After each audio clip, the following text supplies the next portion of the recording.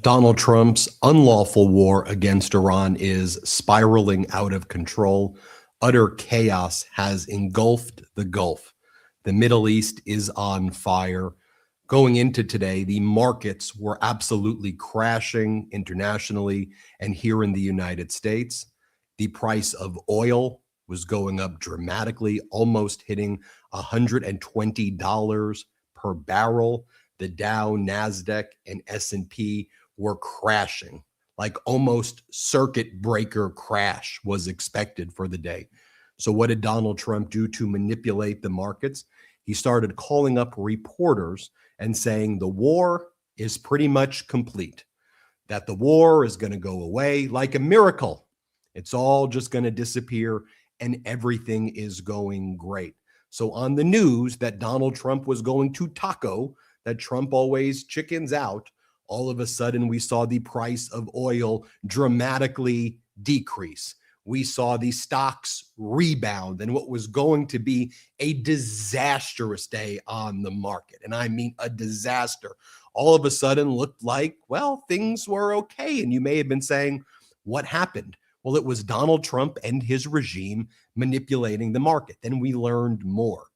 Donald Trump had a conversation on the phone with Putin today, and Donald Trump credited Putin with coming up with a plan for the United States how to end the war in Iran that Donald Trump started. That's very odd. Well, not for Donald Trump, while Donald Trump also talked about removing sanctions on Putin and Putin's ability to sell oil to the rest of the world. The Trump regime has already removed sanctions that now allow Russia to sell their oil to India. But Trump is considering removing sanctions on Russia to sell oil elsewhere. This war has been a massive boom for Putin as the United States needs Zelensky's help and is begging Zelensky for help to stop these Iranian Shahed drones and ballistic missiles that Zelensky has worked to stop in Ukraine. So we are propping up Putin while begging Zelensky for help, which is like a worst case scenario, but that's typical Trump. Now, as we're recording this live, as the news sets in, which shouldn't be a shocker, that this war is not ending soon, we're now seeing the markets fluctuate in the opposite direction. We're seeing the price per barrel of oil now shoot up close to that $100 per barrel mark. We're seeing the futures markets starting to look really bad yet again. This is Donald Trump manipulating the markets, in my opinion. It's fairly obvious what's taking place. Then, before we went live, Donald Trump held a deranged press conference where he said that Iran potentially stole United States Tomahawk missiles and then used the Tomahawks on itself to kill 150 children in the elementary school in Iran and 185 people total.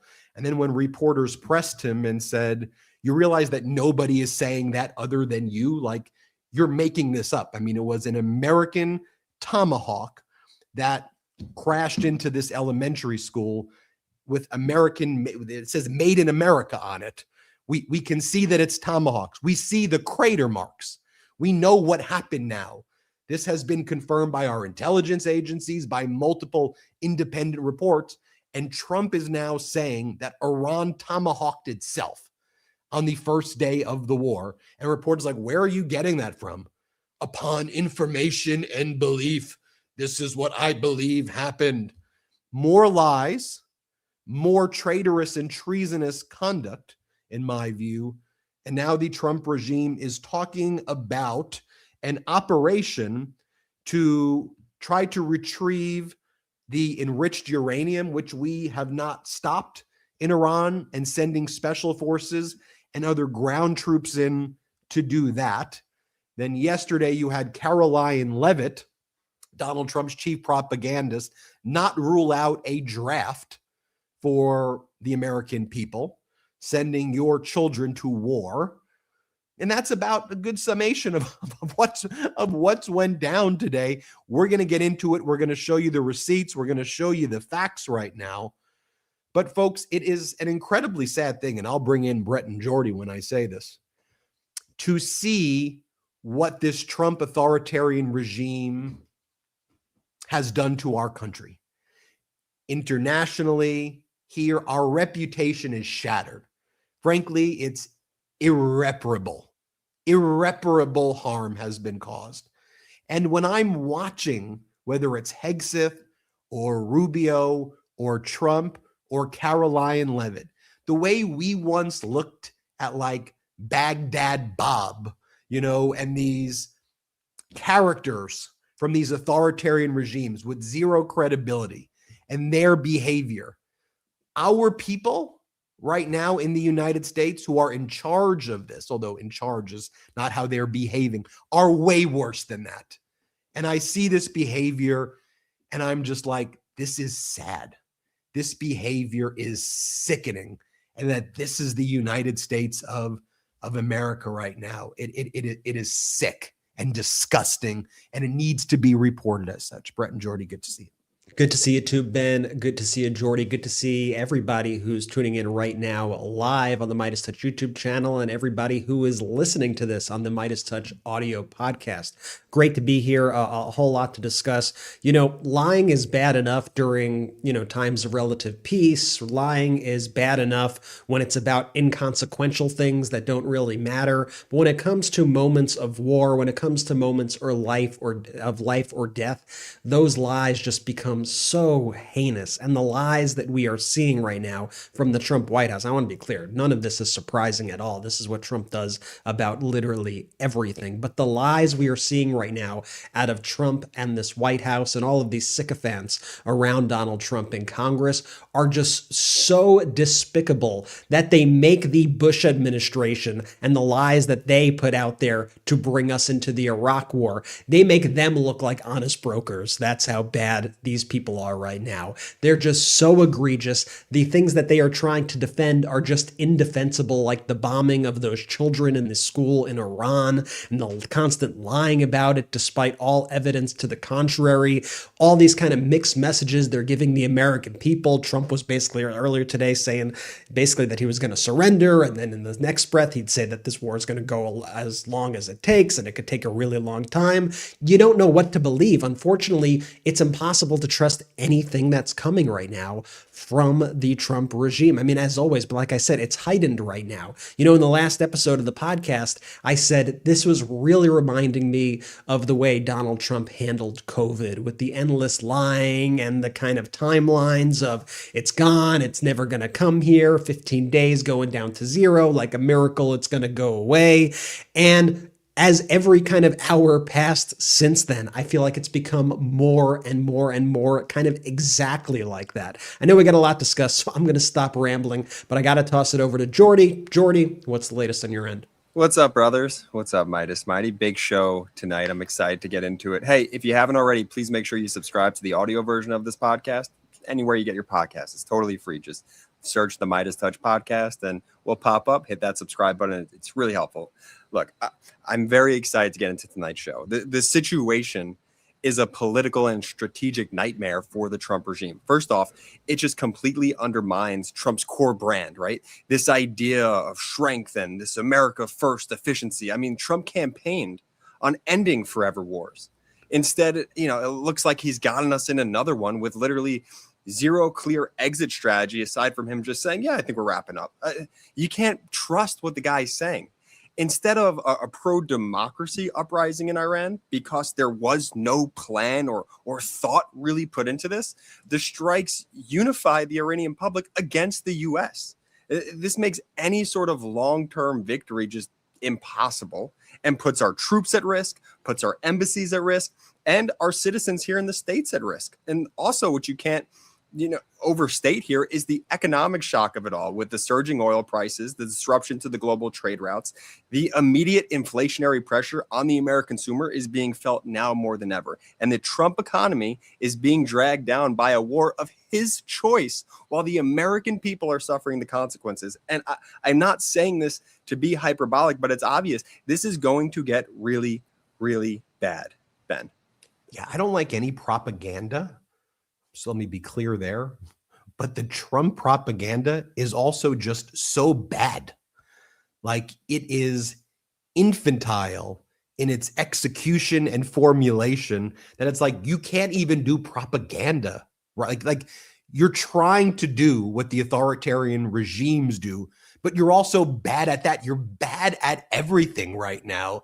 Whether they're posting videos of like Grand Theft Auto or like NFL linebackers, like tackling people videos and mixing it with war footage, or they were showing the different like cartoons. I'm like, what in the world are you doing? And then like the music artists call them out and like, stop stealing my songs. And the directors of the movies like, stop using me for like war propaganda. Like, what are you even, doing right here? Right. So I'll tell you how I experienced today's news, because I taught today. So there was about an hour and a half where I was out teaching my class at USC. And so before I taught my class, the markets were tanking and it looked like it was going to be a very grim day economically for this country, perhaps one of the worst out there. Then I leave the class, I go out and I'm like, what's going on? The markets are going up. The price of oil's going down. Oh, that's surprised. Did something good happen that I'm unaware of? So I start looking, I see on the news wire, Trump, I think the Iran war is pretty much complete. Then I learned where did he say this? And he said it to CBS, Weijia Jiang. And he said, and this is what she reported from CBS. In a phone interview, Trump told me that the war could be over soon. I think the war is very complete, pretty much. They have no Navy, no communications. They've got no Air Force. He added that the U.S. is very far ahead of its initial 4 to 5 week estimated time frame, but he wasn't there, he told Weijia. Asked about Iran's new supreme leader, Mojtaba Khomeini. That's the son of the prior Ayatollah, who's more extreme than the prior Ayatollah, who Trump has openly criticized. Trump said, I have no message for him. None whatsoever. Trump said he had someone in mind to replace Khomeini, but he did not elaborate. As for the Strait of Hormuz, Trump noted that ships are moving through for now, but he is thinking about taking it over. Trump warned Iran, they've shot everything they have to shoot, and they better not try anything cute, or it's going to be the end of that country. So I said, that's what happened. And if you looked at the market, whether it's the S&P, start shooting up. You look at the price of oil per barrel, it starts tanking down like 30%. So, okay, gas prices are going to be more affordable now. What's going on? So then I put on my journalist cap and I go, I get that Weijia's saying that. I get CBS is saying that. But are they just stenographers for the regime? And let me be clear, Weijia's a good reporter. But I think in this day and age, you can't be a stenographer for the Trump regime. So because she's she asks great questions. She really does. To me, she's one of the top reporters out there, in the White House. So then I'm looking around and I'm confused because I'm like, okay, I know he said this. I see the markets reacting, but is there any evidence for this out there? And so I'm looking, like I'm going through all my open source informations, Telegram. I'm speaking to our editorial team. My guy, is there anything true to this? Where is this come? No, it's just Trump said. I said, really? Trump said? And this is what's happening right now when it actually bears no resemblance to what's happening in Trump's unlawful war? Well, actually, things are just as bad as they were before, and Iran still has the capabilities, and they haven't run out of missiles, and they've done a transition of power to someone arguably significantly more extreme than the past leader. They have their foreign ministers and National Security Council advisors doing American media and British media and media locally describing what's going on. I'm looking at the videos from Tehran. I'm seeing people there by the hundreds of thousands in the street protesting, not the Ayatollah, against Trump, against the Trump regime, against Israel, and rallying behind the Ayatollah. We've lost even the people who wanted the Ayatollah gone because Donald Trump's made comments like, we're going to change the map of Iran. The next Ayatollah is going to have to be selected by me and Netanyahu. And so you've lost the support of even people there who may have been inclined to support you before, but then it gets worse. He spoke to Putin. I'm like, whoa, this is being reported publicly. Yeah. How do we know he spoke to Putin? The Kremlin's been bragging about it. So Trump's been asked about it, and he's admitted that he did it. But the Kremlin immediately did the readout of what was said. So Putin, in a phone call with Trump today, shared proposals to end the Iran war quickly.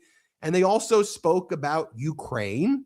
And they also spoke about Donald Trump removing sanctions from Russia to allow Russia to start exporting its oil across the globe. America's already removed, the United States has already removed the sanctions that prohibited Russia from giving oil to India. So Russia is benefiting massively from this right now because they got to sell super high when the price was $120 per barrel. That's when they unloaded all of their oil and made massive profits. Then Trump manipulated the market and it went down. Now the price of oil is going back up right now, and they're going to unload more oil, which means they're going to be able to buy more Shahid drones from Iran. Russia is providing Iran with the coordinates of American soldiers and assets to kill Americans, which Donald Trump's like, well, if they're doing that, they're doing a bad job, and we do it, so why can't they do it? That's Donald Trump's defense. We do it to them, so they could do it to us. That's what you're saying about Russia right now? So you have Putin empowered more than ever. And I'm trying to learn more. I'm trying to say, so what is actually happening here? I'm learning that more MQ-9 Reaper drones have been shot down. I'm seeing that the Strait of Hormuz, yeah, there are some transponders being shut off, but by and large, pretty much shut down. I'm seeing Iran issue ultimatums to Arab nations saying effectively, if you have Israeli and United States embassies in your country, then we're going to continue attacking you. If you remove them, you're good. Use the Strait of Hormuz. And I'm thinking to myself, it's market manipulation. The war is still raging. There's no sign of this stopping. How tragic, how horrific, how despicable that we have a regime that would do this. And how do people keep falling for this? Brett and Jordy. Like you said, the propaganda is so stupid and so basic that you'd think anybody with half a brain cell would be able to see through exactly what is going on. But Trump, in the same few sentences, could dance every which way around the same exact issue. And then he allows kind of everyone to hear the soundbite that they want to hear. He did this a lot during the campaign too, when it came to issues like abortion and other kind of controversial issues out there. But you had basically in the same speech today, Trump saying the war is very complete. Then he said the war will be a short-term excursion. Then he said the war will continue until the enemy is decisively defeated. Then he said the war has actually already been won in a lot of ways. Then he said we haven't won enough. Then he said we will go forward more determined than ever until we achieve ultimate victory. It was just this, that, just dancing every which way around the issue. Meanwhile, like you were saying, Ben, this has been a boon to Vladimir Putin and Russia. They cannot have gotten more out of this. I mean, they have to be salivating right now out of every move Donald Trump did by increasing the price of oil with Donald Trump's war, with the easing of the sanctions, which is now going to make Russia much richer for the first time in a long time. They've been begging for these sanctions to be released, and now Donald Trump is handing it to them at the same time while they are helping Iran to target American troops. I mean, talk about traitorous. And meanwhile, one of the biggest things to me that is crushing me right now, just not even on any sort of political level whatsoever, but just on a human level, is what a betrayal this has been to the Iranian people. If you remember, everybody, what did Donald Trump say? It was kind of like about January, I believe. Donald Trump told the Iranian people, now's your time. Take to the streets. The United States has your back. Go protest, overthrow the regime. We got you. We got you. What happens? They're in the streets, more take to the streets, tens of thousands get slaughtered by the regime, and Donald Trump does absolutely nothing. Now, flash forward to months later, Donald Trump is bombing Iran basically indiscriminately. Donald Trump bombed a school, and he is refusing to take credit for bombing the school right now, but all intelligence points to that exact fact. We even saw footage of the Tomahawk missile, a U.S. weapon, hit that school. We've seen reports from a lot of independent reporting. We've seen U.S. officials even acknowledge privately that they believe that the U.S. was responsible for that strike. But Donald Trump gets out there and he still tries to say that Iran were the ones who fired a missile at their own school. Preposterous. What a heinous, despicable lie. Atrocity denial of the worst kind. And I've noticed in recent days that the Trump administration has been not making a distinction between the Iranian regime and the Iranian people. And they are giving the Iranian regime everything they need to be much more hardline and to have a grip of power much stronger than they ever had before. You saw it even just a few days ago. Pete Hegseth, during his 60 Minutes interview, was one of the first clips that they released. They were talking about the Russia situation that Ben was speaking about. And they were like, well, aren't you worried that Russia has now entered the war and Russia is helping Iran to target American citizens? And Hegseth, putting on his fake machismo tough guy act, said, quote, the only ones who need to be worried right now are Iranians who think they are going to live. As I was saying, not making a distinction between the Iranian people and the Iranian regime, just saying that I'm going to threaten all Iranians. And we saw Donald Trump today at one of these speeches, one of these press conferences that he had. Donald Trump, he was asked, so are you going to still help the Iranian people? You promised them that you were going to help them months ago.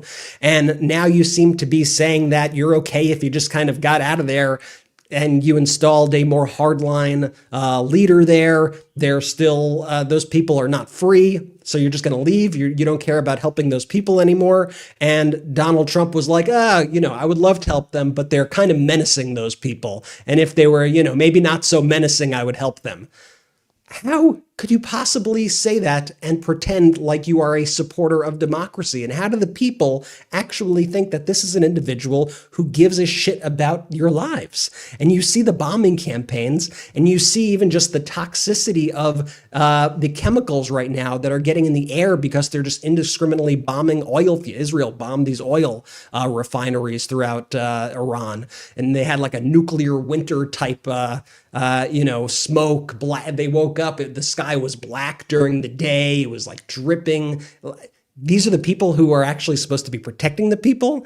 They're giving the Iranian regime all the propaganda that they need right now to go against the United States. And they've actually made this new Ayatollah way stronger. And all they've done was replace an old Ayatollah who was like 86 years old, probably didn't have much time to live, with a younger, more hardline Ayatollah. Oh, and they killed like all of his family. They killed a lot of his family members just in case, it wasn't enough already. And the whole thing right now, it's like a worst case scenario for a situation like this in the Middle East. And Trump thinks that at any time that he could just get out of there and that everything would be okay, as Americans now and our allies are just being threatened around the world, quite frankly, because of Trump's actions. It's why you need adults in the room. And I just don't say that. It's why you need adults in the room. It's why elections matter. And it's why I think there's going to be a clear reckoning in this country in the fight about truth and facts, and whether we care about truth and facts as a society, or we're just going to allow like the algorithms to dictate what you want your idea of the truth to be. What Donald Trump is doing, the Trump regime is so unprepared for what is happening right now. They are evil and they are stupid. And that is the worst combination, because they're also powerful. And they're also dictating what happens to the people of this country by their actions of what they're doing with more wars. It's a scary thing when you see how much power the Trump regime is willing to wield, and with no sort of like, okay, so what's the rationale, right? Sell it to me. Like what is the point of all of this? Because to me, there is none. There is no clear point. There is no clear end game. And that is the saddest and scariest part of this whole thing. So when Donald Trump goes out there and says, oh, the war is over now, and you see MAGA media, legacy media, just regurgitate what he's saying, Ben, to your point, in this like sort of like pseudo-marto manipulation strategy, it's damn near terrifying, because someone at some point is going to have to hold his feet to the fire and demand the truth and demand the facts. So shout out to independent media demanding those things, right? We're not going to be gaslit by corporate media into thinking that what's happening in any of this is normal. None of this is normal. We should all be outraged. I know we, the collective, we here certainly are, but like, when are more people going to be fed up with this? And I think ultimately we're starting to see a true vibe shift with how just the run-of-the-mill general, society and Americans feel about Donald Trump and this regime.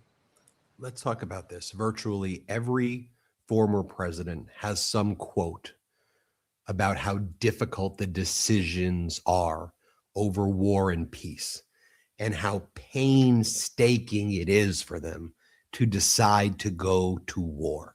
Let me give you some examples. Dwight Eisenhower said, every gun that is made, every warship launched, every rocket fired signifies a theft from those who hunger and are not fed. Abraham Lincoln, fondly do we hope, fervently do we pray that this mighty scourge of war may speedily pass away. George Washington, my first wish is to see this plague of mankind, war, banished from the earth. Franklin Delano Roosevelt, I hate war.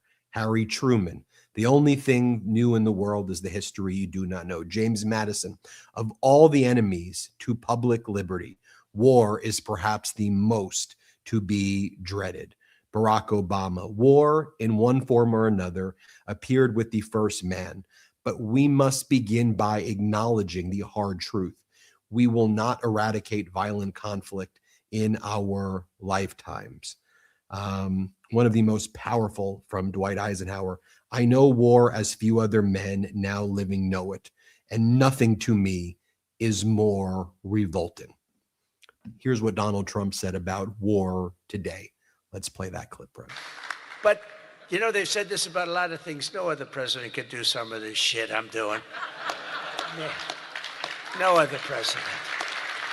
The things I'm doing, nobody else was going to do it.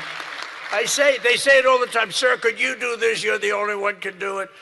But I don't care what political party you're from.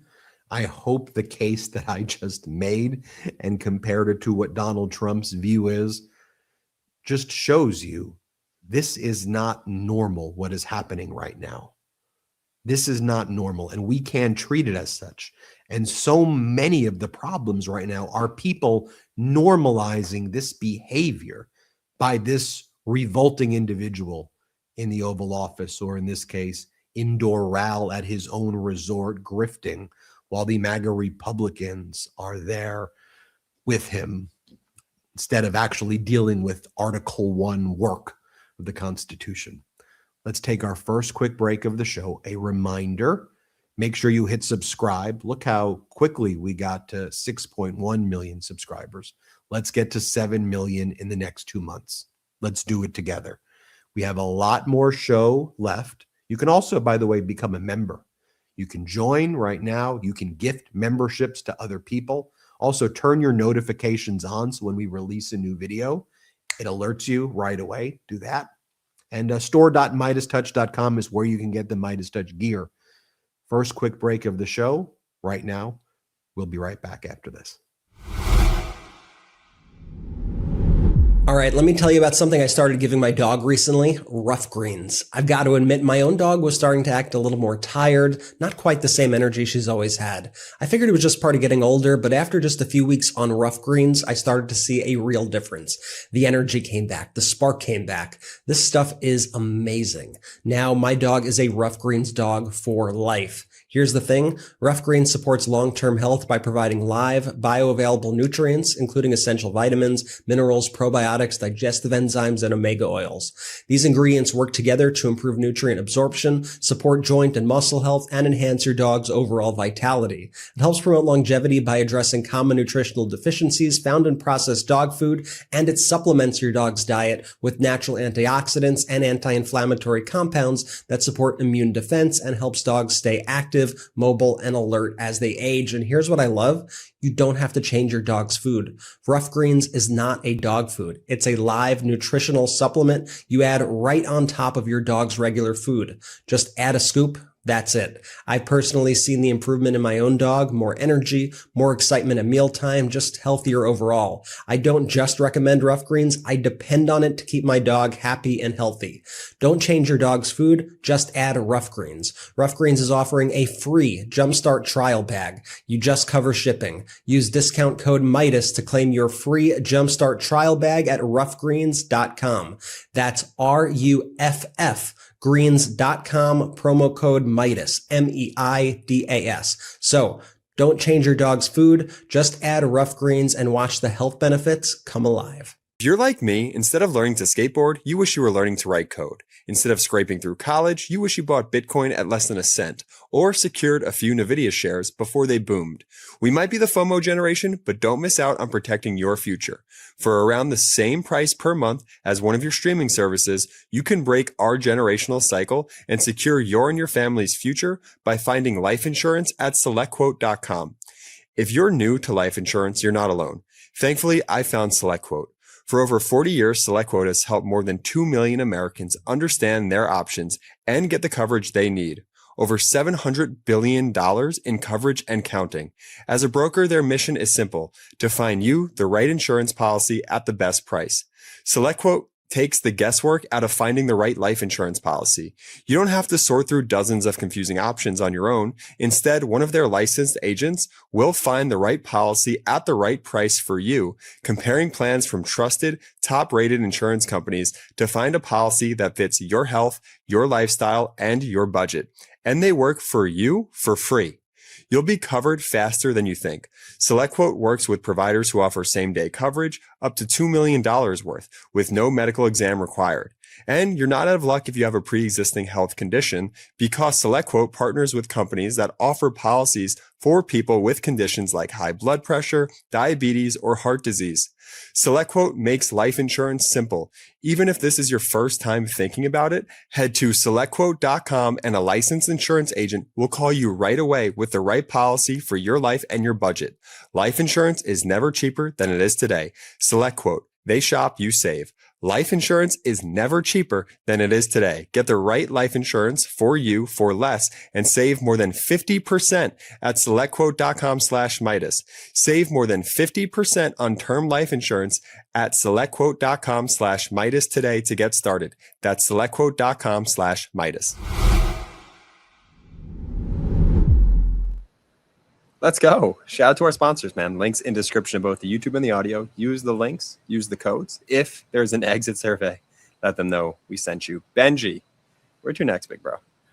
You know, let's talk about this right now. I'm going to show what Trump was saying in just a little bit, but I'm just reflecting on how his family is behaving right now, while so many Americans are scared, and rightfully so, as Americans are suffering right now from the psychological torture that this regime is inflicting. One of the stories that the Wall Street Journal exclusively broke this morning is that Donald Trump's kids, Eric Trump and others, are now in the drone business, and that they are now behind a startup that will be making drones for the Pentagon right now. Trump's sons back new drone company targeting Pentagon sales. It's called Powerus, and it says it plans to acquire Ukrainian drone technology to sell it to the U.S. military. So here's my question. I'm just asking questions, right?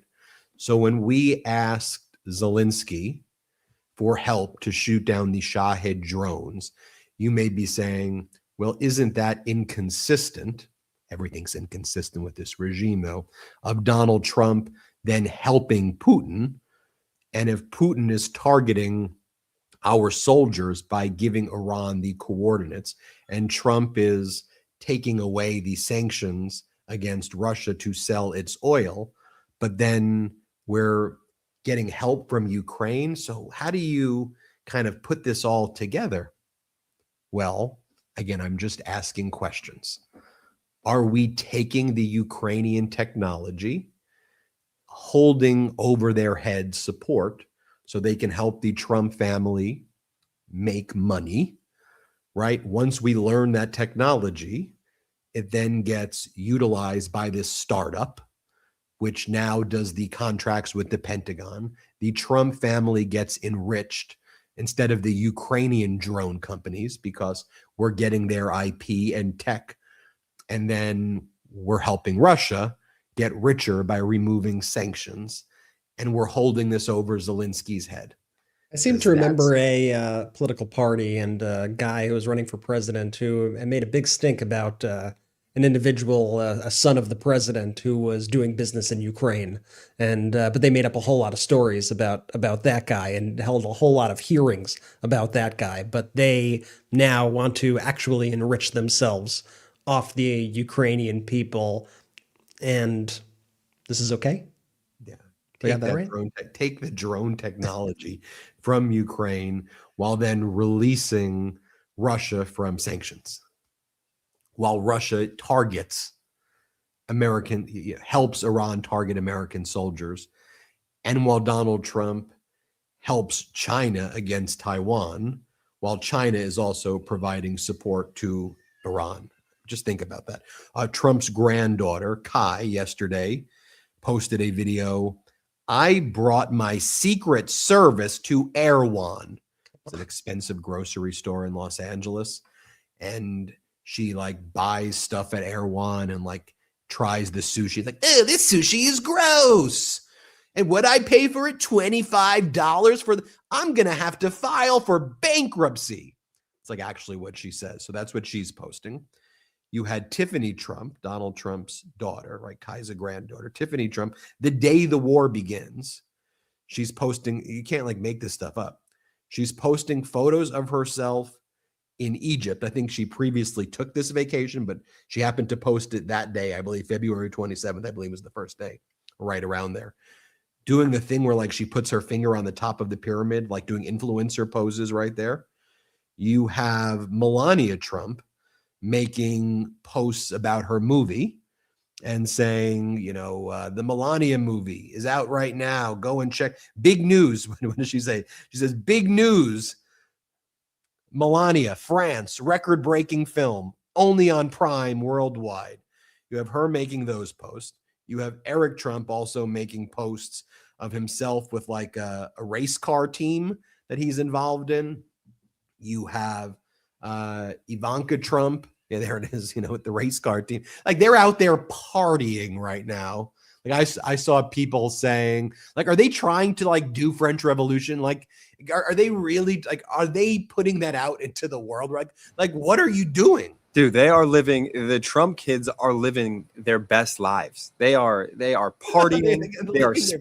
They are spiking the football in the faces of the American people right now. I think they just realize that the more extreme they go, the more their cultish followers will support them. And in the past, it would be you could do make a minor transgression and it would be front page news, and there'd have to be at minimum an apology, or people would be resigning from their jobs or whatever it is, right? But these people, these Trump family grifters, they just know that if they just throw it in your face, my Secret Service trip to Erewhon. I mean, SNL couldn't write that as like more of a fucking parody. Sorry, excuse my language. And you throw that in people's faces. But somehow they get these MAGA people to go, oh, that's amazing. This is the best. Yes. Kai, what a great dress you were wearing, Kai. Great dress. It's like by they're stealing from you. It's obvious, right? The way we're talking, Air One is like a super expensive, high-end like grocery store in California. Just in case people don't know, because it's that insane and it's that tone deaf. Literally as they're bombing children, she's going there. And my Secret Service trip, Eric Trump posting with race car drivers, Don Jr. Doing whatever the Don Jr. does, man. It's so pathetic. They are so pathetic. And they do it at such a rapid clip that it's almost hard for people to keep up with. I'll tell you what Don Jr. I'll tell you what Don Jr. actually posted on his Instagram account. He posted a photo of some of that black smoke that Brett was talking about from the United States and Israel kind of bombing indiscriminately in Iran. And it says, black smoke signals that the College of the Mullahs has not reached a decision on the new Ayatollah today. And and then Don Jr. goes, not gonna lie, this is legit funny. He says, this is legit funny. Well, they picked an Ayatollah. It's Khomeini's son, Mojaba, who is now, if this is legit funny to you, but there are hundreds of thousands of people in Revolutionary Square in Tehran supporting the Ayatollah, and anybody who may have been sympathetic to the United States or just to the idea of overthrowing the Ayatollah are not to be seen right now in Iran. And our intelligence community shows there's frankly very little chance of that rising ever again. There was maybe a small window in January when Trump betrayed them, but even then people thought it probably doesn't have the capability of actually overthrowing. By the way, I think that was the subtext behind Trump's remarks today when he basically abandoned the Iranian people, when he was basically like, oh, those people, they're very nasty. At one point he called them nasty people. He said the Iranian people are very, very nasty people. And in another one he said, I would love to help them, but they're very menacing, very, very menacing people. And I think part of the context or the subtext behind that is the fact that he has learned from the intelligence in the United States that he has actually made these people more sympathetic to the regime by the United States' actions, and that Trump has no chance of actually implementing the regime change that he wanted to implement when he embarked on this war without having any sort of strategy whatsoever. He's really only made the problem much worse, and he's made our country much less safe, and he's made the region much less safe, and he's completely disrupted markets, and it's like every possible thing imaginable that kind of could go wrong with a situation like this is going wrong right now, and I think he realizes that. Well, Rick, because it can never be his fault. It can't be dear leader's fault. Donald Trump, he's the smartest and most brightest and the bestest guy to ever exist. So it's the Iranian people's fault now, Brett. He always moves the goalpost here, so he doesn't have to actually see the consequences of his ill planning, of his misjudgment, of his just utter lunacy. That's what it is. Let me go and bring some of the receipts, because I know one of the things you value at the MeidasTouch Network is that this isn't a shouting show, right? Where we do the split screen, blah, blah, blah, blah, blah, blah, blah. Like, just you trying to say I was getting a little shouty? No, quite the contrary. Actually, I was saying that you were pitch perfect, Jordy. But I was just saying that, what I don't want the show to be about, though, is just like, well, I'm not suggesting you did this at all. I want to show people what he said rather than me saying what he said, not because I like showing you Trump clips, but I think it's important if I were to present my case to a jury, right? When I used to be a litigator, I'd have to support what I'm saying with evidence. That's why the catchphrase is, let me play you the clip. And maybe you don't like when I say that. It's like, all right, just play the clip. You don't need to say play the clip. But the whole point is that here it is. Here's their words. Here's what they're saying. That's it. That shouldn't be Democrat, Republican, Independent. It just is what they're saying. So here the reporter says to Donald Trump, or asks, on Iran, you called it an excursion and you said it would be over soon. Are you thinking this week? What do you mean by soon? And remember, earlier today, Trump said we're basically complete. We're basically done. So a reporter seeks clarification. What do you mean when you told that to CBS? Let's play it. Yeah, please. Thank you, Mr. President. On Iran, you called it an excursion. You said it would be over soon. Are you thinking this week it will be over? No, Are you talking but soon. about days? I think soon. Okay, and with respect Very to soon. Look, everything they have is gone, including their leadership. In fact, there are two levels of leadership, and even actually, as it turns out, more than that. But two levels of leadership are gone. Most people have never even heard about the leaders that they're talking about. So it's obviously been very, very powerful, very effective. Yeah, just because you haven't heard of it doesn't mean that people haven't heard of it. Their foreign minister is the same foreign minister. Their national security advisors, their same national security advisor. Their head of their parliament is the head of their parliament. Their new Ayatollah is just the son of the old Ayatollah, who's more extreme than his dad was. Did you kill a lot of people who were in leadership positions? Yes. Is the leadership structure and the continuity of it in place? It still is.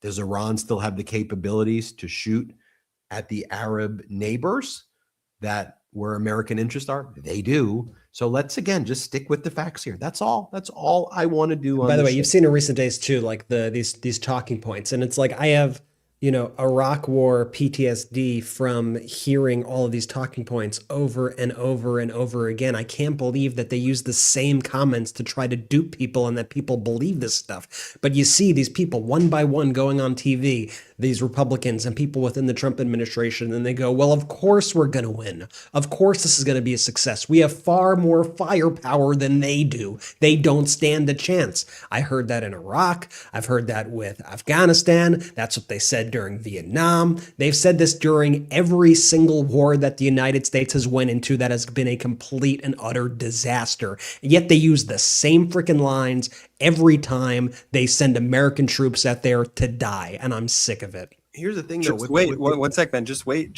until he does the banner thing. I say that not being funny at all. He's gonna do the mission accomplished banner thing. He does it every day, though. At this point, right? Does it daily. It's fair, but just wait till the photo op itself. Just wait, because it's coming. It's absolutely coming. Right, but to me, Brett, I hear you of the similarities, but like to me, it's the difference of like degrees that are so vast that like at least with Iraq, and I'm not necessarily saying this is a better thing, like at least they tried to present it with intelligent people who worked hard to pretend they were building a coalition. And like there was months and months and months of selling that like, to the American people. Like right now, this is like out of a stupid comic book. Like it's not even done at a level that bears any like intelligent thinking.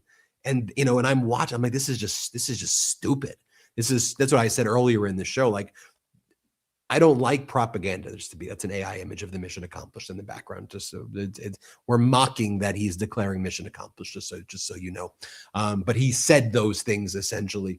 But again, I don't like propaganda in general. I detest it. But this is like F-level propaganda. You're like what? What are you talking about? Then he bragged about speaking with Putin. I mean, just think about it. If American president Putin is out there right now trying to kill Americans. Putin's sworn enemy, the United States of America. Putin is working to destroy our country, all of Europe, other than, I suppose, Orban, and trying to destroy Ukraine, which I consider part of Europe, of course. He hates us. He literally wants to see America dead. But Donald Trump's like, yeah, I had a good call with the guy today. You had a good call with him. And by the way we found out about this was from the Kremlin, originally. So when the reporter was asking Trump, it was for confirmation about what the Kremlin published. Watch for yourself. Let's play it. Thank you so much. Go ahead. Do you approve of Iran's new supreme leader? And secondly, can you tell us more about your call with Russian President Vladimir Putin today? Yes. What did you discuss? Yes, I had a very good call with President Putin. We had a lot of people on the line from our side, from his side. We were talking about Ukraine, which is just a never-ending fight. And look, there's tremendous hatred between President Putin and President Zelensky. They can't seem to get it together. But I think it was a positive call on that subject. And we obviously talked then about the Middle East. And he wants to be helpful. I said, you could be more helpful by getting the Ukraine-Russia war over with. That would be more helpful. But we had a very good talk, and he wants to be very constructive. Yeah. You're on mute right now. But that right there really reminded me of Helsinki. You're not anymore. But that was really a Helsinki kind of moment for me. Like if that were a first-term Trump comment, that would be like the top headline for a while. Russia wants to help us. They actually want to help the war. It reminds me of after that Helsinki meeting when he was like, oh, well, Russia's actually, Vladimir Putin actually says that he was actually very strong in his denials. And the Russians actually want to help us with our cybersecurity. So we're actually going to join forces actually, and they're going to help us with our cybersecurity because Vlad, he tells me he wants to help you guys. You know, he says he wants to help and I believe him. Yeah, I'll just show you. We know that Russia is providing data to Iran to kill our soldiers and to blow up our military interest abroad. That's an undeniable fact. It's an undisputed fact. In fact, the Trump regime doesn't even rebut it, right? The Trump regime's line to it. And Brett, do we have that like the spokesperson, one of the State Department spokesperson, that lady who says it? Just their line is, well, if Russia's doing it, they're doing a bad job. Yeah, Tammy Bruce, the UN ambassador. Yeah, Tammy Bruce. Let's just play this. Their line is not to deny it. It's to say, well, they're not doing a good job. What do you mean they're not doing a good job? We've had like our drone Reapers destroyed, our CIA facilities in like Saudi Arabia destroyed. I have the full clip, which is kind of long if we want to play the whole thing. We don't need to play the full clip then. It's fine. She says that. And that's repeated over and over again by Trump regime officials there. And it's like, what, dude? And China is helping Iran right now. And Trump's like, well, I'm just trying to do my best to help China. Help America. Well, why didn't you help America? So a reporter then asks Trump, a video appears to show a Tomahawk missile likely destroying the Iranian girls' school. There's video of it. You can see the Tomahawk in the video. And then from the satellite image, you can see the craters that are formed from the Tomahawk missile. And you can see the nearby areas that were also hit.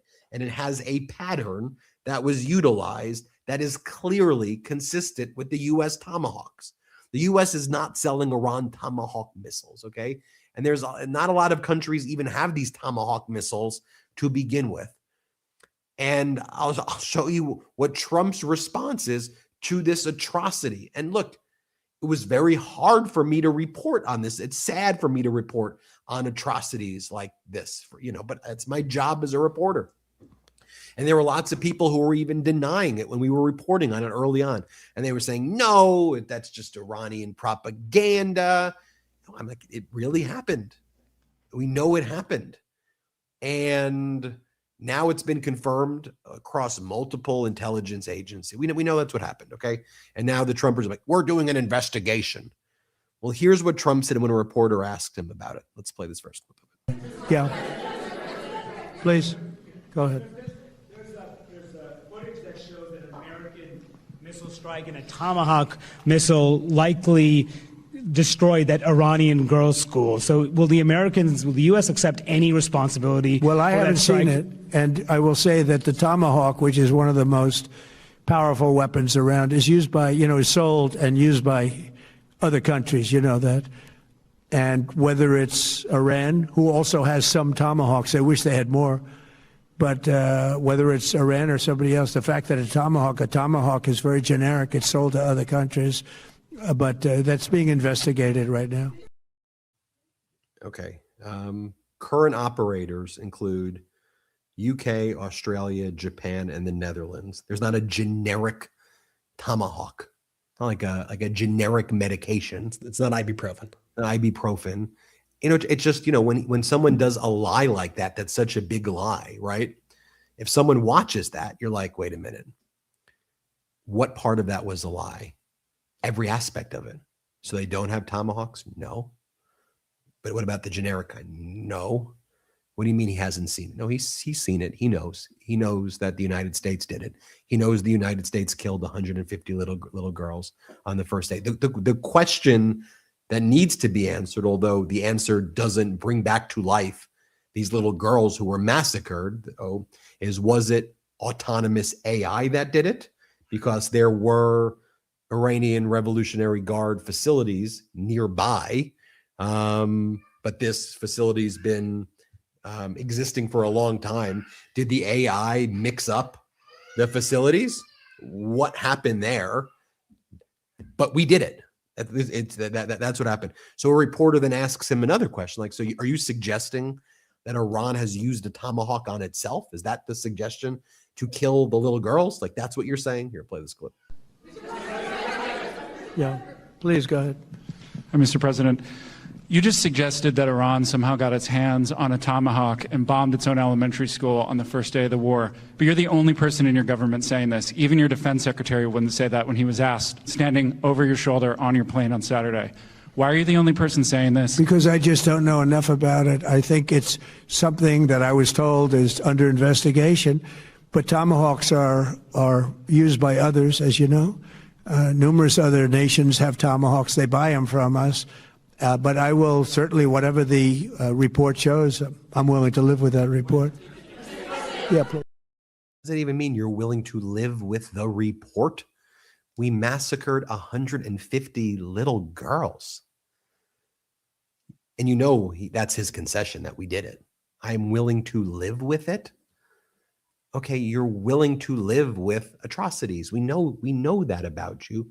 But why should we, the people in the United States, live with this regime? This is where our taxpayer dollars are going to, while your health care is being ripped away, while you can't afford homes, while you can't afford basic necessities in life, while you are not getting paid with dignity, while the Trump regime launches what they're calling an anti-fraud crusade against our veterans, basically accusing our veterans of defrauding the VA. That was their big initiative that they rolled out today, going after our veterans. While they're doing that, our money is going to drop bombs and kill little girls. But you think about it, this is the Epstein class, right? What is this war also about? Covering up the fact that this is a regime of predators who committed atrocities against little girls. So it doesn't shock you that the people who are predators against little girls are predators against little girls and can live with it. And so I can live with that.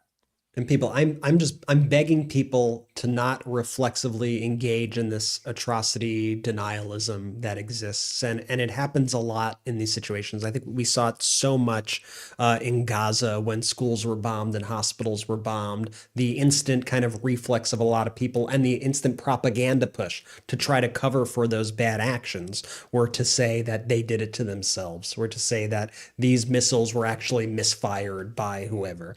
And you could acknowledge that the Iranian regime is a very evil regime that is very bad to its people and has killed tens of thousands of its people in the past few months alone who were protesting for their freedom. And you could also say that it is absolutely reprehensible and unforgivable that the United States killed over 150 little girls bombing a school. And then, the excuses just continue to mount from there, because I've been seeing these online. I see how the propaganda works, so I just want to call it out quickly. You see people say, well, why are they building these schools so close to military bases if they don't want to be hit? Let me tell you, because I looked it up. There are more than 160 public schools located on U.S. military installations. So are you saying that you would be okay if another country bombed a school in the United States and you'd write it off? Well, they shouldn't have had it that close to a military installation. That's not even accounting for the schools that are in the perimeter of these military installations and bases. So no, it's not okay. And I think we have to drop any of the sort of like equivocating when it comes to something that requires our moral clarity in moments like this. We need to hold this administration's feet to the fire when it comes to this, because we should not be okay, as Ben said, with our tax dollars being used to bomb and kill innocent children who have nothing to do with any of this whatsoever. Let's take our last quick break of the show. A quick reminder, make sure you're subscribed to this YouTube channel. Double check, because you may think you're subscribed because you look up the MeidasTouch videos every morning, but you may not actually be subscribed. So double check that you're really subscribed. Also, turn your notifications on so you get alerted every time a MeidasTouch video is released, which we do quite frequently. And also become a member if you can. And you can gift memberships to other people as well. That helps grow this independent media platform. If you want to take a look at some of the Meidas merch, you can go to store.meidastouch.com there. Our Substack is meidasplus.com. You can check that out. Last quick break of the show, a really big audience here today. When we come back, we'll discuss moving forward what we expect to see happen in this disastrous war, and we'll talk about more. Let's take our last quick break. A thoughtfully built wardrobe comes down to pieces that mix well and last. That's where Quince shines. Premium fabrics, considered design, and everyday essentials that feel effortless to wear and dependable. Even as the seasons change, Quince has the everyday essentials I love with quality that lasts. Lightweight cashmere sweaters, short sleeve Mongolian cashmere polos, linen bottoms and shorts, tees in 100% Pima cotton, and European jersey linen. These are the versatile pieces that make a wardrobe actually work season to season. Quince works directly with top factories and cuts out the middlemen. You're not paying for brand markup or fancy retail stores, just quality clothing. The cashmere is 100% Mongolian, the same stuff luxury brands use. The Pima cotton is a long staple, which means it stays soft and doesn't pill. The European jersey linen is breathable and lightweight. Everything is built to hold up to regular wear and still look good. Their clothing is rated between 4.5 and 5 stars by thousands of people wearing it every day. And they only partner with factories that meet rigorous standards for craftsmanship and ethical production. Those linen shorts have become my go-to. They don't wrinkle like cheap linen does, and they work with everything. Didn't cost a fortune either. Stop overcomplicating your wardrobe. You don't need a closet full of options. You need a few pieces that actually work. Right now, go to quince.com/Meidas for free shipping and 365-day returns. That's a full year to build your wardrobe and love it. And you will. Now available in Canada too. Don't keep settling for clothes that don't last. Go to quince.com/Meidas for free shipping and 365-day returns. Quince.com/Meidas. Ever wake up sweaty, freezing, or just uncomfortable? The temperature in your bedroom can make or break your sleep. That's why I switched to Miracle Made Sheets. They're inspired by NASA technology and use silver-infused temperature-regulating fabric to help you sleep perfectly all night long. Miracle Made Sheets feel just as good, if not better, than sheets you'd find at a 5-star hotel, but without the steep price tag. Smooth, breathable, and ridiculously comfortable. Thanks to their antibacterial silver technology, Miracle Made Sheets stay cleaner and fresher up to 3 times longer than regular sheets. That means fewer odors, fewer wash cycles, and way less laundry. All that hidden bacteria in regular sheets, it can clog your pores and cause breakouts. Miracle Made's antibacterial design helps you sleep cleaner and clearer night after night. Miracle Made Sheets are crafted with NASA-inspired silver-infused fabric that helps regulate your body temperature. Hot sleeper, cold sleeper, it doesn't matter. These sheets help keep you in the comfort zone all night long. Upgrade your sleep or give the gift of better rest. Go to trymiracle.com/Meidas to try Miracle Made Sheets today. You'll save over 40%, and when you use the promo code Meidas, you'll get an extra 20% off plus a free 3-piece towel set. They make for an amazing gift, and with a 30-day money-back guarantee, there's no risk. That's trymiracle.com/Meidas, code Meidas at checkout. Thanks to Miracle Made for sponsoring this episode. Let's go. Shout out to our sponsors. Links in description of both YouTube and the audio. Use the links, use the codes. If there's an exit survey, let them know we sent you. Quince and now Miracle Made, man. They've been with the show for quite some time, so definitely show them some love. A few quick housekeeping notes, Benji, before I toss it over to you. We are 10 reviews, people, audio listeners. We are 10 reviews away from hitting that 50,000 review mark. Let me just say right now, there's no reason, because we got tens of thousands of people watching us live right now. There's no reason that we can't hit that right now. It's so easy. You just go to the Apple Podcast app, you leave a 5-star review. And if you want to write some kind words as well, we always love that. But it's super easy. It takes 2 seconds. Help us get are you going to be the 50K? Are you going to be number 50K, the 50,000th review? I want to see that happen. Just jump. I was doing the housekeeping, but anyway, also an added bonus for the viewers and listeners who are still tuned in right now. We got a big chat over here. I unilaterally made a decision, 15% off at store.MeidasTouch.com. Your entire order, if you use code Meidas at checkout. I did not consult the brothers. This is the first time they're hearing about this. It really is. Whether or not it makes sense with the margins on our merch, we don't really know. I didn't calculate it, but just go crazy. Store.MeidasTouch.com, 15% off. Use code Meidas at checkout. Benji, where to next? So after Donald Trump manipulated the markets today, used CBS as his conduit to put out a message that he wanted to end the war soon, then did that deranged press conference that was all over the place. About an hour ago, he posted the following on his social media platform. If Iran does anything that stops the flow of oil within the Strait of Hormuz, they will be hit by the United States of America 20 times harder than they have been hit thus far. Additionally, we will take out easily destroyable targets that will make it virtually impossible for Iran to ever be built back as a nation again. Death, fire, and fury will rain upon them, but I hope and pray that it does not happen. Just pause there for a second. Brett, to your point, he's also lumping once again the Iranian people into this as well and saying death, fire, and fury will rain upon them.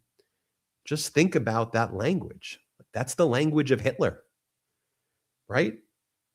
That's the language of like Mussolini. That's the language. The language that he's saying right now. There's another comment that he made, like the map of Iran is going to look very different after all this is done. He keeps threatening the country of Iran, not just the Iranian regime, which is the biggest gift that he could possibly give to the Iranian regime for them to hold and strengthen their grip on power on the Iranian people. I mean, the Iranian people don't want to see their country get destroyed. They don't want to see their borders shrink. They don't want to see their country go away, okay? A lot of them may want new leadership, but Donald Trump right now is doing everything he can possible to ensure that the most hardline people are the ones who remain in power there. And Ben, I want to ask you this, and I'm sorry to ask you and interrupt you there, but like if you could get in his head, and I know it's a scary thing, why do you think he is using this type of language? Is it like this machismo, this strong man, this frankly authoritarian dictator type of language?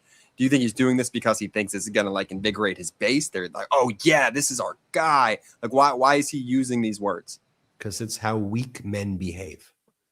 It's a weak people behave like this, right? It's the opposite of what Sun Tzu describes in The Art of War, right? About how you should portray when you're strong and what you should portray when it's clear that Donald Trump's behavior indicates to anybody who's analyzing him how weak he is, because strong people don't need to behave like this. This is how desperate people sound. And a lot of the time when people are like, oh, you're anti-Trump podcast. That's what I mean. You know, the bottom line is that if it helps more people watch this, you can say anti-Trump podcast, but it's not.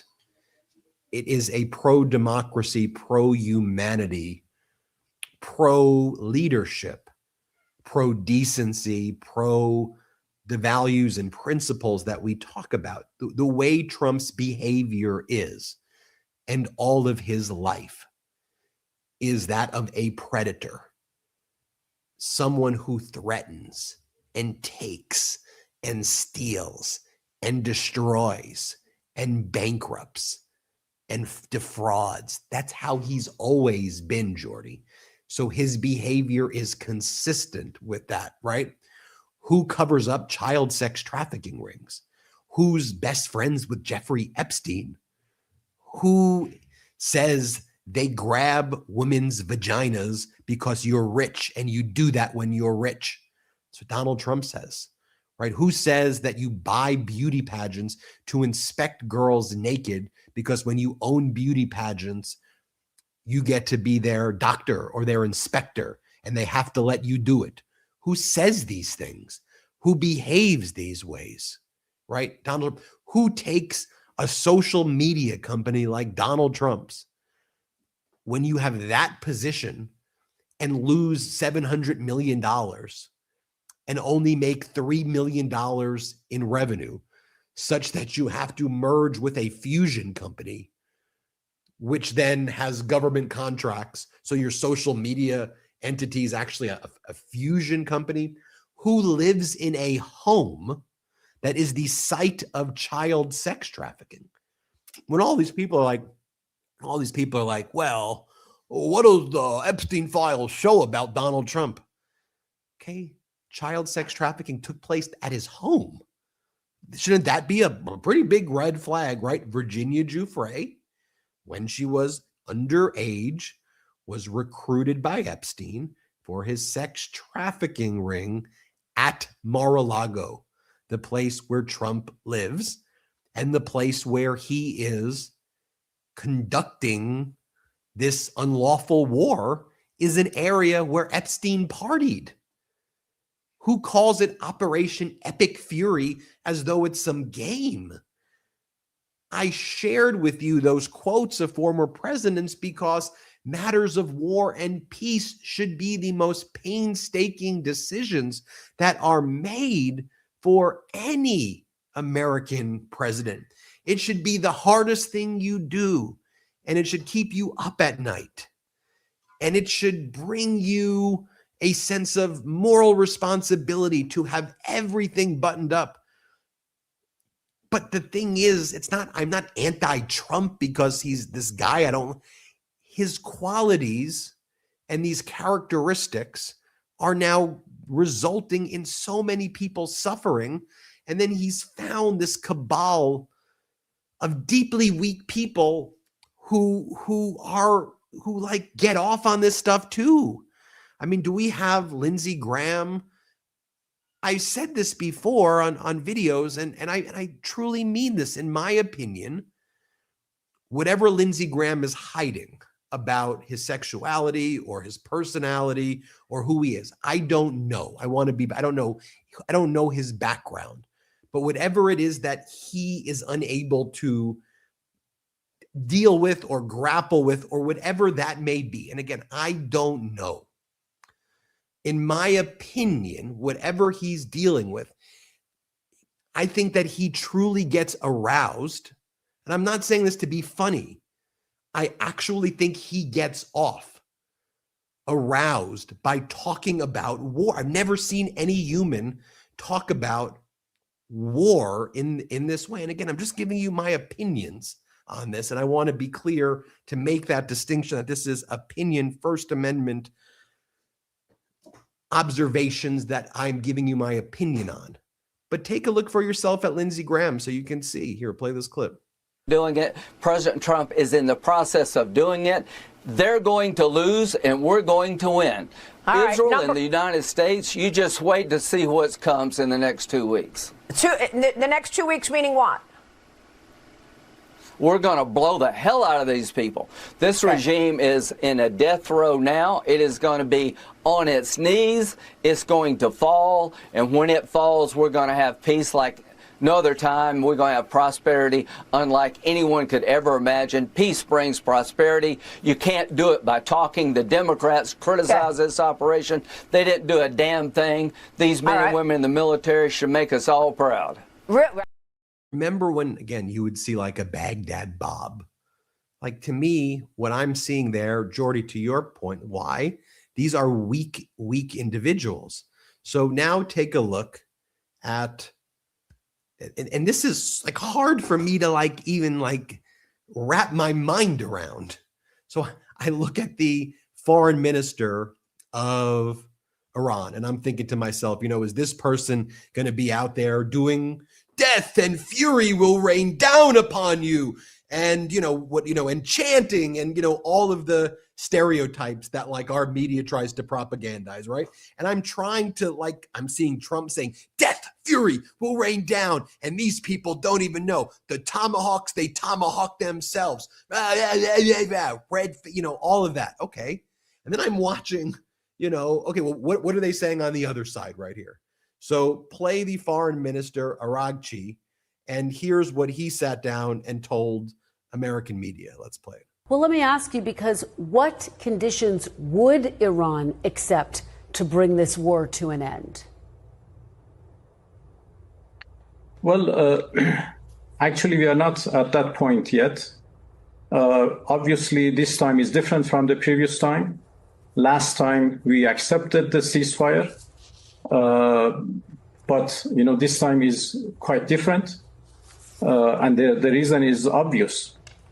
Last time they attacked us, they made aggression against us, they killed our people, they destroyed our places, and then asked for a ceasefire. And we accepted out of good faith because we were only exercising the act of self-defense. And when the aggression was stopped, we stopped too. But it didn't bring about peace. And now this year, they again started to attack us. And again, they have, they are killing our people. They are killing, girl students. They are attacking hospitals, freshwater desalinations, refineries, everywhere. People have been killed. Places have been destroyed. And now they want to ask for a ceasefire again. Well, this doesn't work like this. So there should be a permanent end of the war. And unless we get to that, I think we need to, continue fighting for the sake of our people and our. So then she asks him, well, what do you think about Donald Trump saying, that's framing. What do you think about Donald Trump saying that it was actually Iran that bombed its own elementary school? And that's how she frames the question. Donald Trump said, react to what Donald Trump said. And watch what he says here. Here, play this clip. Let's move to the strike on the elementary school in southern Iran. It killed more than 170 people, including many children. President Trump said Iran is responsible for that strike. What is your response to what the president said? Well, it is funny. It is our school. These are our students, our girls, and they are attacked by an American fighter, a jet fighter, and they have been killed. Why Iran is responsible? Have we started this war? Have we attacked our own people? No, we were negotiating with the United States. And in the middle of negotiations, in the middle of diplomacy, they decided to attack us. And they have attacked so many places, including schools and hospitals. And there are all evidences that this school is attacked by an American, jet fighter. Where is the... And then I'll just show you one more, because I'm like, okay, who I see the American Trump regime people speaking, right? So he's one of the people they have out there. Iran also has this guy, Kamal Karazi, the foreign policy advisor to the supreme leader, to their Ayatollah. And again, I'm like, okay, so is this guy going to be out there, talking about death and fire and fury? Like, is he out there going to be doing what we hear the Trump regime is doing? Is he going to start saying those things? We're doing suicide bombs and is this what they're going to say? Here's what this guy says. Let's play it. Iran has a new supreme leader. What does that mean for your military effort and the confrontation with the United States and Israel? That means the system is quite functioning. So the United States says it's drastically degraded the Iranian military, the capabilities as far as missiles is concerned, drones is concerned. How much longer can you do this? That is one of the false narratives that the United States government is producing. Iranian military is quite strong, as you see, because they have the motivation, they have the arms that they need, which are produced in Iran. As a matter of fact, we are not dependent on any other country for weapons and arms. So your side is ready for a long war if the United States and Israel choose that. Do you consider this an existential threat to the Islamic Republic? It is an existential threat to the Islamic Republic, and therefore we have to stay with full might, as we are doing now. One thing I want to say before turning it over to Brett and Jordy, CNN is at its best when they do that type of reporting. And to me, if I were running CNN, I don't need to because I run the MeidasTouch. I want to do more of that here on the MeidasTouch network, especially as we build out our international presence. That's what they should be doing. They don't need to be doing shows with, Scott, whatever that guy's name is, Jennings, and having people yell. Just get the facts, and that's good reporting right there. We can all judge for ourselves, right?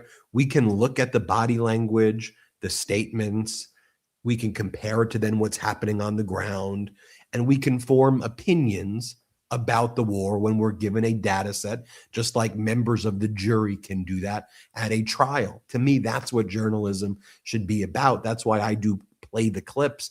More of that is what they need to do, and more of that is what I want to build here at the MeidasTouch network. And I'm showing it to you not to spread Iranian propaganda or to say, here's what they're saying. I just showed you what Trump's saying. I'm showing you what they're saying. And you could make a decision if you believe that that Iranian regime is about to surrender, if they plan on giving up, if they look fearful or disorganized or all over the place. You can judge for yourself, Brett and Jordy. Yeah, and unfortunately, it's an indisputed fact that the Trump regime lied us into this war. And we know from third parties who were trusted third parties of the United States who said that Iran had come to the table and that they had conceded to the Trump administration far more than they have given to any other administration in history in the United States, even going beyond the Iran deal that Obama cut was how they put it. But Donald Trump refused to take yes for an answer in that case, and Donald Trump brought us into war in the middle of those negotiations. So we are dealing now, and I'm not saying far from it. I'm not saying our government has never lied to us before, because I would say probably just about every single president out there has lied to us. We've been lied into wars before. We've been lied about what's happening in wars before.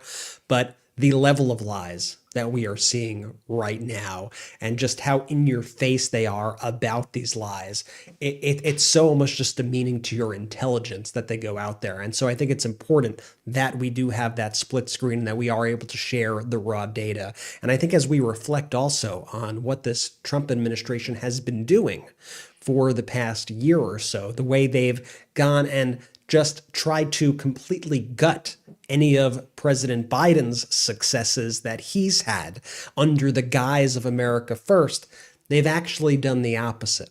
They've actually left America all alone, and they've actually made the United States of America far less prepared for emergency situations kind of like this. And I'll give you one quick example, energy, because we've been speaking about the closure of the Strait of Hormuz, right? Something like 90+% of the ships right now unable to go through the Strait of Hormuz. We've been seeing these massive fluctuations in oil prices, which obviously benefits Russia and Vladimir Putin, as we discussed earlier in this episode. But you know what would help with that?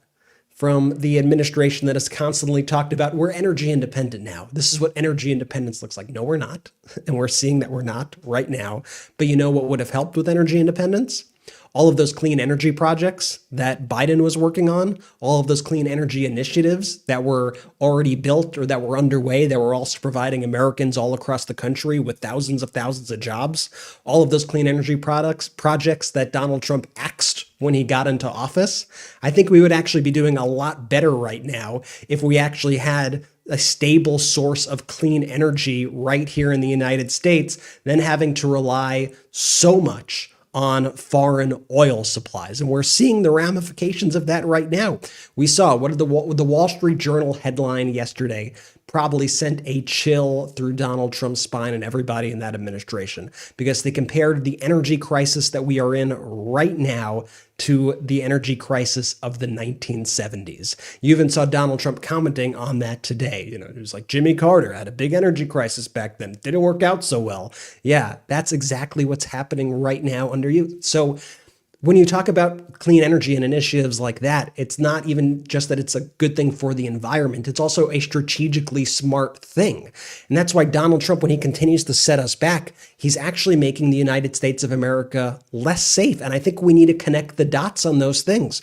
There was even a comment today, for example, because in the midst of this war, what does Donald Trump go to? He goes back to the greatest hits. He starts ranting about wind energy and windmills.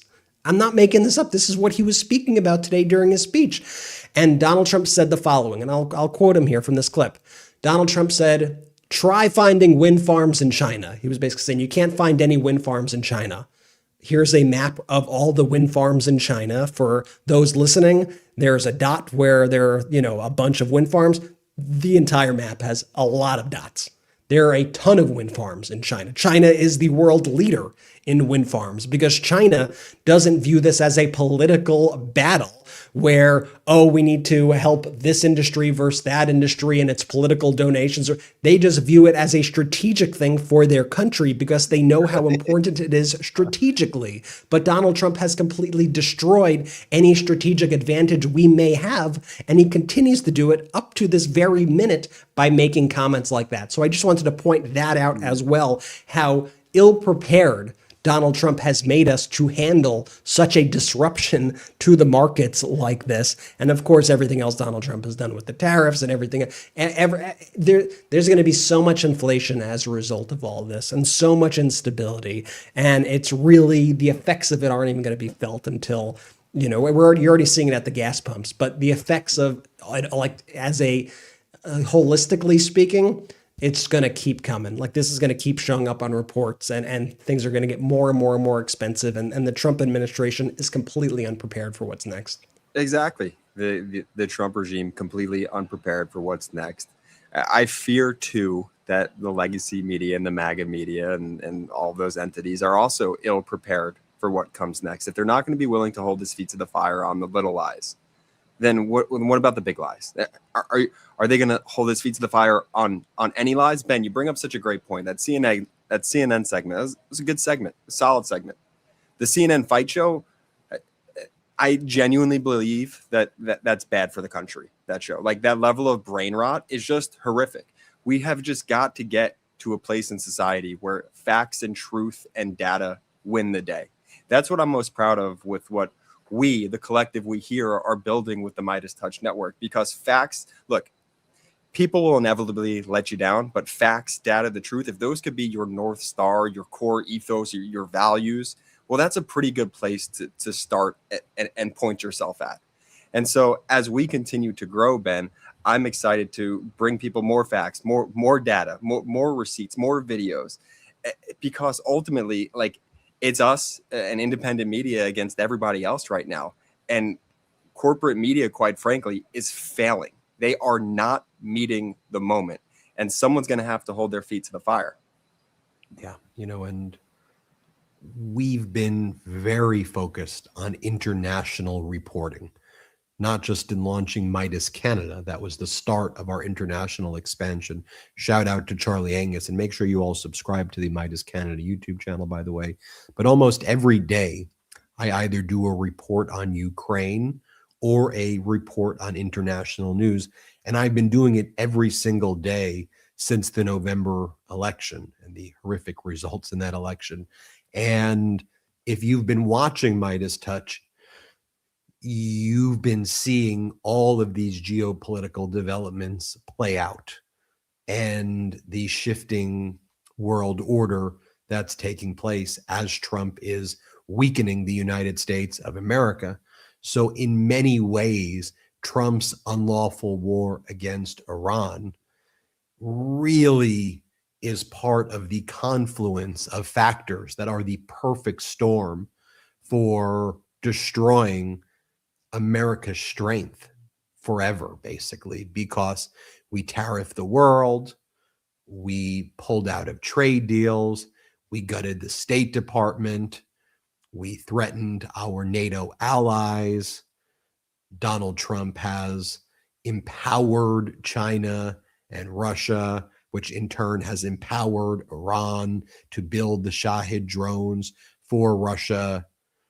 We have collectively abandoned, the United States has, here we are, abandoned international institutions, Trump's Board of Peace grift, trying to make these Middle Eastern countries pay him tribute in return for protection, but then actually causing the biggest crisis for these Arab nations that are going to perpetually weaken them.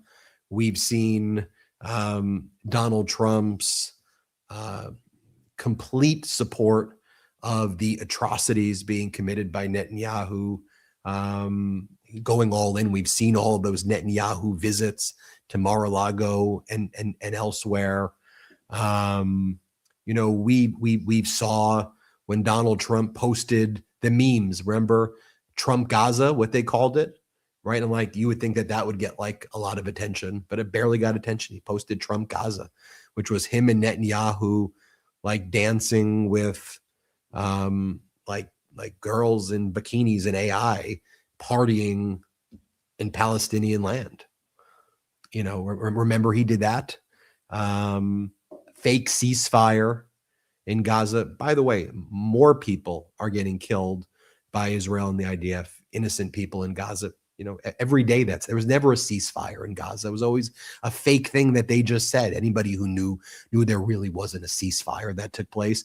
Hundreds, if not thousands of people have been killed since they announced the fake ceasefire. And every day, journalists, women, children. That's, you take all of these factors together, and then you have this mediation between the United States and Iran. U.S. picks the mediator, the foreign minister of Oman. A breakthrough is reached in the mediation. We think that peace is on the horizon. Wow, did Donald Trump do this deal? And Iran is going to agree to things that were even stronger than the deal that Obama got? If Trump was able to get that, I'd be skeptical. But if he really did it, well, I would say that great work. You did it. We should also, if he did the deal, we could separate a good deal from all the horrible deals.